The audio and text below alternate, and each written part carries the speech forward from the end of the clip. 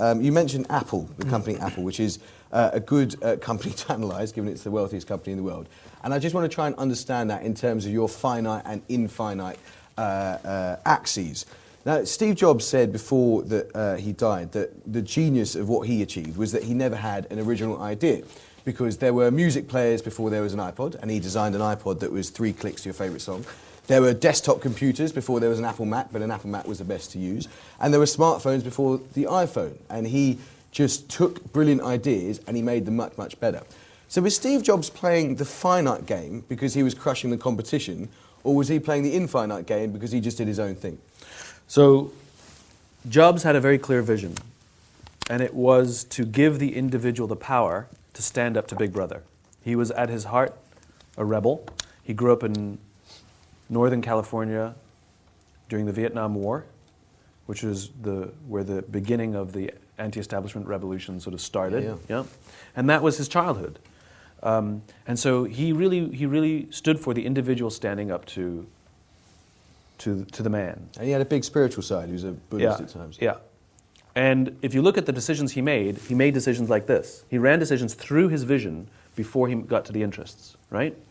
So there's a very famous story of when he went to Xerox PARC. Do you know this one?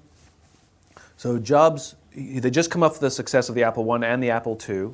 It's already a big company. He's already well known. He's already the darling of business. And their next big push is going to be into a technology they called the Lisa. That was their next computer that they were going to launch. And just as executives do, they visit each other's companies. And Jobs and a few of his colleagues went to visit Xerox PARC. And Xerox showed them a new technology that they had invented called the graphic user interface, right?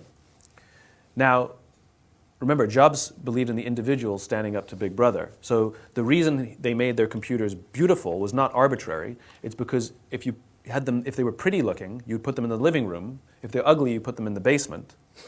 And you're more likely to use something that's in the living room than if it's in the basement, right? The reason you make them simple is because more people can then use them. And so when he saw this thing called the graphic user interface, he thought, this is a better technology.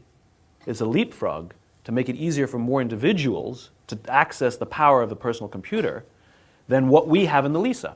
So that's an infinite game because he's thinking about what's right for the long term rather than what his competition is. And as they left Xerox PARC, Jobs says, we have to invest in this. And his colleagues said, you're crazy. We've invested millions of dollars, millions of man hours already in the Lisa. If we do this, if we invest in this, we're going to blow up our own company. To which Jobs replied, better we should blow it up than someone else. That decision became the Macintosh. That decision was the Macintosh, of which, remember, Windows is an interface designed to copy the Macintosh. In other words, he completely changed the way computers work to the point where now any individual can easily use a computer. And he always made decisions that way. He made decisions always empowering the individual. So he was asked a question about the movie industry, cinemas, and the decline of cinemas. And he replied that the cinemas were making the same mistake, the movie industry was making the same mistake that the music industry made, which is the music industry falsely believed that their customer was Tower Records and Virgin Megastore, and not the person who actually spent money on buying the album. He says, you've confused your customer with your distribution channel. And it's the same in television. The wrong people have the influence. His priority was the person who spent the money.